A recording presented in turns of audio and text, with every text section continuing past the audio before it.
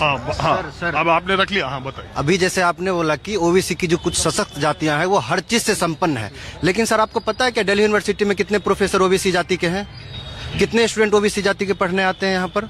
इसीलिए equity reservation लाया गया है ना, कि ताकि यहाँ का माहौल बदले, जो बच्चे फिर यहाँ तक आए और जो पीएचडी में एडमिशन लेते हैं। क्या हायर एजुकेशन में रिजर्वेशन है ही, आप जानते हो।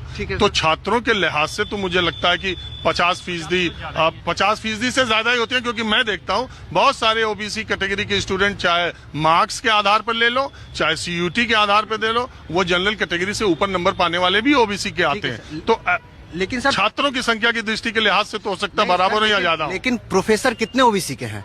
90% प्रोफेसर सवर्ण जाति के हैं दिल्ली यूनिवर्सिटी के अंदर। नहीं है सर, कैसे हैं? नहीं है कहाँ? हाँ, वहाँ पे प्रोफेसर हमारी जाति के नहीं है। रिजर्वेशन तो हर जगह नहीं सर, एक लोग। मैं वही कह रहा हूँ कि सर लोकतंत्र का सबसे अच्छा सर बहुत एक मिनट हम लोग, आप सब प्रबुद्ध हैं, आप सब सिविल सर्विसेज की तैयारी करने वाले हैं, उच्च शिक्षा प्राप्त कर रहे हैं या प्राप्त कर चुके हैं, या पीएचडी या पोस्ट ग्रेजुएशन में, तो हम लोग जो बात करें उसमें अपना पक्ष रखें। और लोकतंत्र की खूबसूरती यही है कि वाद विवाद से रास्ता निकले। तो उसमें एक आदमी को बोल दो सर। ये सर यूजीसी की जो गाइडलाइन अभी है उसका जरूरत क्यों पड़ा? क्योंकि यूजीसी की जो आंतरिक कमेटी थी उसमें 2018 और 22 से बीच में 118% का शोषण देखा गया ओबीसी SC/ST बच्चों के साथ। तो इसीलिए ऐसी गाइडलाइंस बहुत जरूरी है, ताकि एक अच्छा यूनिवर्सिटी में जो माहौल बने वो समावेशी माहौल बने, जिसमें हम लोग आराम से रह सके। किसी और तो इस बोले और इसमें जहां तक केवल कह रहे हैं कि ओबीसी के बच्चे नहीं, ईडब्ल्यूएस के बच्चे भी शिकायत कर सकते हैं, फिजिकली हैंडीकैप भी कर सकते हैं, तो जाति का उल्लेख तो है ही नहीं है। तो फिर महिला भी कर सकती है, अल्पसंख्यक भी कर सकते हैं। तो लेकिन देखिए, जाति के आधार पे 3 को दिया, बाकी दिव्यांगजन भी कर सकता है। लिंग के आधार पर कोई भी व्यक्ति महिला कर सकती है, और इसके अलावा जन्म क्षेत्र के आधार पे भी आप शिकायत कर सकते हैं, जो नॉर्थ ईस्ट के बच्चों के साथ होता है। उत्तराखंड में हुआ, अभी उत्तराखंड में हुआ। नॉर्थ ईस्ट के बच्चे, इसमें बहुत सारे लोगों को शिकायत का अधिकार दिया गया, लेकिन सामान्य वर्ग को कोई अधिकार नहीं। ईडब्ल्यूएस में कौन लोग आते हैं? ईडब्ल्यूएस में तो सामान्य वर्ग के छात्र ही आते हैं ना। अरे जो ईडब्ल्यूएस में नहीं है वो नहीं छात्र हैं। हर कोई ईडब्ल्यूएस बनवा रहा है। अभी यूपी की लड़की थी उजाला सिंह, वो जाके बिहार में ईडब्ल्यूएस बनवा रही, तो कहाँ कानून का दुरुपयोग नहीं हो रहा है सर? क्या रवि सिन्हा ईडब्ल्यूएस नहीं बनवाए हैं? क्या वो योग्य है ईडब्ल्यूएस बनवाने के लिए? मैं आप देखिए व्यक्तिगत दे रहे हैं, मुझे उन केसेस के बारे में पता नहीं। मैं सर जानता हूँ कि सिविल के सर्विस की तैयारी करता हूँ, तो मुझे पता है कि ये लोग ईडब्ल्यूएस बनवा कर क्या टोकना चाहता हूँ। प्रशासनिक अधिकारी तो देखिए, ये सब हो सकता है। एक सेकंड, हो सकता है कि ये सब मैक्सिमम लोग यहाँ पे जितने हैं ये तैयारी करने वाले हैं। मैं तैयारी करवाता हूँ। मैं आपको थोड़ा 5 से 6 साल पहले की तरफ लेकर के चलता हूँ, यानी कि 2019 की बात मैं कर रहा हूँ, जब SC/ST एक्ट इम्प्लीमेंट हो चुका था ना। सबसे ज्यादा दुरुपयोग की बात मुझे नहीं पता, ना मैं पढ़ता हूँ ना मेरे पास कोई डाटा है। मैं खुद SC/ST का भुक्तभोगी हूँ, मेरे ऊपर SC/ST एक्ट लगा हुआ था। मैं मुखर्जी नगर में तैयारी करता था और गांव में इलेक्शन था, उसमें प्रधानी चुनाव की बात थी। आई थिंक 2020 की बात है ये। वहां पर यादव के लोगों से लड़ाई हुई, यादव भाई थे वहां पर, कुछ किसी और की लड़ाई हुई और हमारे फैमिली मेंबर उसमें इन्वॉल्व थे। मैं वहां पर गया, मैं लड़ाई को छुड़वा रहा था। राइट, मैं बिल्कुल ग्राउंड लेवल पे बात कर रहा हूँ, कोई हवाबाजी नहीं। मैं गया और वहां पर मैं सिर्फ लड़ाई को छुड़वा रहा था। कौन पुलिस स्टेशन गया, कौन नहीं गया, मैं वापस मुखर्जी नगर आया भाई तैयारी करने के लिए। मेरा SSC 2020 में सिलेक्शन भी हुआ, प्री में, मेंस में। मेरा टाइपिंग टेस्ट था, तो मेरे घर से एक नोटिस आता है, उसमें बाकायदा मेरा नाम मेंशन था, हर्ष प्रताप सिंह।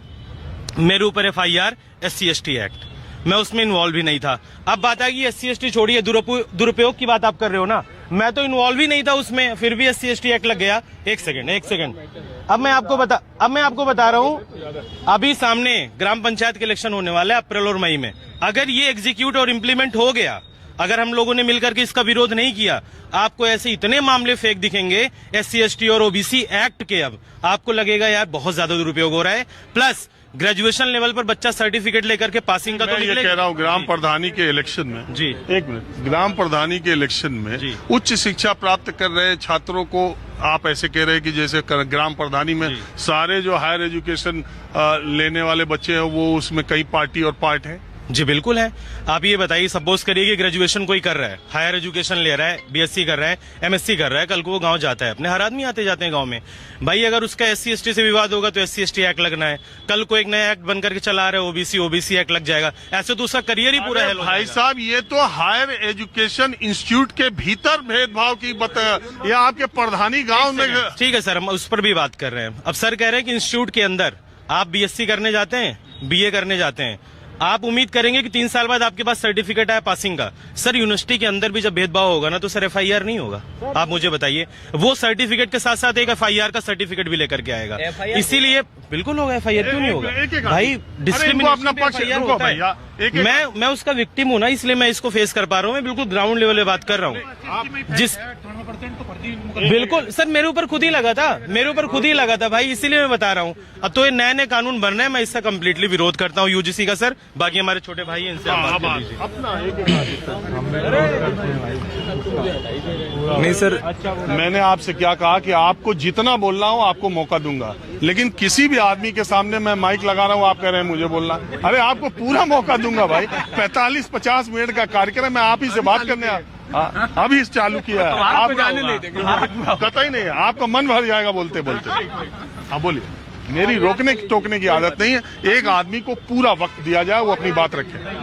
हाँ रखिए, बोलिए। जैसे सर बहुत सारी बातें हुई, सब लोग अपना अपना पक्ष रख रहे हैं। ओबीसी को इसमें शामिल करना, जैसे लंबे समय से इसको रीड किया जा रहा था, एससी एसटी तो था ही, ना जाने कितने मुकदमे हुए, कितने फेक भी मुकदमे हुए, उसको मैं लिस्ट भी लाया हूं, मैं गिना सकता हूं। बाहर के भी जो थे उस पे भी बहुत सारे ऐसी कार्रवाइयां हुई हैं जो थाने में बैठ के हम लोग मामले को सॉर्ट आउट किए हैं, लंबे समय से किए हैं, पैसे दे के भी किए हैं, करवाया गया है।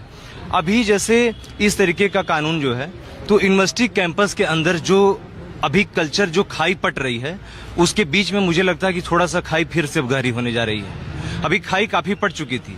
अभी जनरल ओबीसी का इसी यूनिवर्सिटी में ब्राह्मण और दलित की भी शादी विवाह हो रहा है। दलित लड़का है, ब्राह्मण लड़की है, शादी हो रही है। मैं उस शादी का प्रत्यक्ष गवाह, मैंने उस पर साक्षर किए हैं। ओबीसी यादव जी हैं, मित्र हैं मेरे, और लड़की ब्राह्मण है, शादी हुई, मैं उसका गवाह हूं, मैंने हस्ताक्षर किया है। यूनिवर्सिटी कैंपस के अंदर की बात कर रहा हूं, असिस्टेंट प्रोफेसर की ये परंपरा की मैं बात बता रहा हूं सर। तो खाई तो बहुत हद तक पड़ रही है। अब अचानक से ये सुखबुगाहट जैसे बनी है, तो एक साथ इलाहाबाद में ऐसे ही 13 में एक दूसरे के साथ बैठना उठना दूभर हो गया था कि अब जनरल ओबीसी के साथ बैठेगा उठेगा कि नहीं बैठे उठेगा।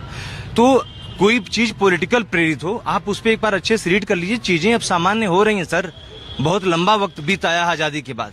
हालांकि छिटपुट घटनाएं अभी भी हो रही हैं, मैं ये नहीं कह रहा हूँ। सवर्ण समाज के द्वारा अभी भी दलित समुदाय के ऊपर बहुत सारे अत्याचार की कहानियां आ रही। छोटे छोटे बच्चों को टीचर के स्कूलों में घड़ा का पानी पीने की वजह से मार दे रहे हैं, ये भी हमने सुना है। एक झापड़ में बच्चा मर गया, कोई घोड़ी पे नहीं चढ़ने दे रहा, ऐसी भी हमने सुना है। यूनिवर्सिटी कैंपस में भी बहुत सारी चीजें सुनी है, लेकिन उसके बाद भी हमें बहुतायत की तरफ बढ़ना चाहिए कि दलित ब्राह्मण एक थाली में खा भी रहा है। तो उसके पक्ष में मैं जैसे कहना चाहूंगा, जैसे कि भैया ने कहा, अभी हमारे मित्र हैं चले गए, उन्होंने कहा जैसे ईडब्ल्यूएस, विरोध इसका भी ओबीसी और एसटी के लोगों को करना चाहिए कि यार ईडब्ल्यूएस को भिखारी कोटा सुदामा कोटा मत कहो यार, वो भी पीड़ित है। एक से एक राजपूत ब्राह्मण घर में, जिनके यहाँ खाने के लिए दाल नहीं है, घर में सब्जी नहीं आ पाती शाम को। हम लोग जहां से आते हैं वहां की स्थिति इतनी बदतर है, यहीं पे चाय की दुकान का सर्वे उठा के देखिए, ज्यादातर जनरल के सारे दुकानदार खोल के बैठे हैं। नाम बता दे रहा हूं मैं, जाके भी कोई आप लोगों से भाई जाके पता कर ले क्या। तो मेरे कहने का जैसे यही मतलब है कि उनके भी साथ आप रहिए। अगर शिकायत है तो शिकायत सामान्य वर्ग के भी किसी छात्र की आ जाती है। यूनिवर्सिटी में बहुत सारे ओबीसी प्रेसिडेंट हुए हैं इलाहाबाद में, एक से एक हुए हैं, हमारे सारे मित्र हैं, आते ही रहे। यहाँ पे भी बहुत सारे ओबीसी, कोई भी अपने ओहदे का इस्तेमाल करके कुछ भी गलत करवा सकता है, ऐसा नहीं है, लोग किए भी हैं।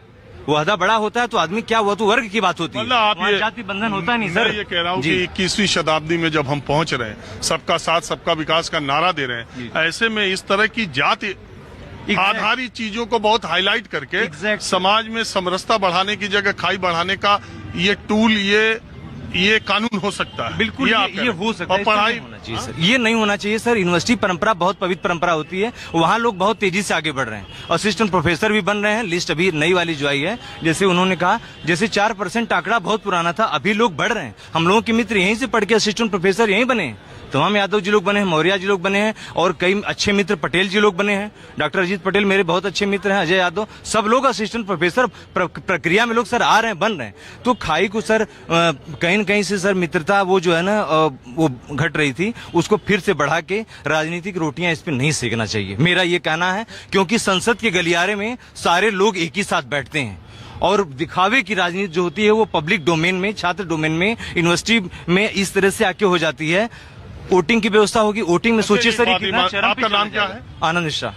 आनंद मिश्रा जी, एक बात मुझे आप बताइएगा, कहीं ऐसा तो नहीं है कि सामान्य वर्ग के छात्रों और सामान्य वर्ग के लोगों के अंदर ये था कि भारतीय जनता पार्टी उनकी हितैषी पार्टी है, उनके बारे में ज्यादा बात करती है, वो उसके साथ एकजुट होकर पिछले कई चुनाव में अलग अलग राज्यों में खड़े रहे हैं, और भारतीय जनता पार्टी के राज में यूजीसी एक ऐसा नियम ले आ रही है जिसमें ओबीसी को एससी एसटी के साथ डाल दिया और सामान्य वर्ग के छात्रों को अकेला छोड़ दिया। ये हमारी पार्टी हमारे साथ ऐसा कर रही है, ये भाव तो नहीं आ रहा।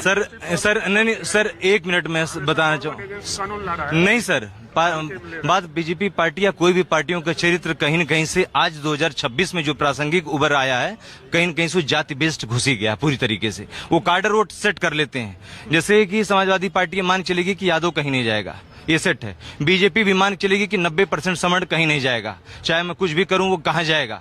तो ऐसा नहीं है, यही पहले कांग्रेस ने 60 साल कहा कि दलित और ओबीसी कहां जाएगा। तो जी बात ये भी है, मैंने अभी कहा था कि आज संसद का बजट सत्र शुरू होने से पहले जो सर्वदलीय बैठक होती है उसमें सारी पार्टियों के नेता आए थे, मगर किसी ने इस नियम पर मुखर होकर न विरोध किया न समर्थन किया। सब पतली गली से निकल जा रहे हैं, क्योंकि ये सवाल वोट बैंक का है। समर्थन करें तो उनको अपने वोट बैंक को नाराजगी, विरोध करें तो उनको अपने वोट बैंक की नाराजगी। बहरहाल देश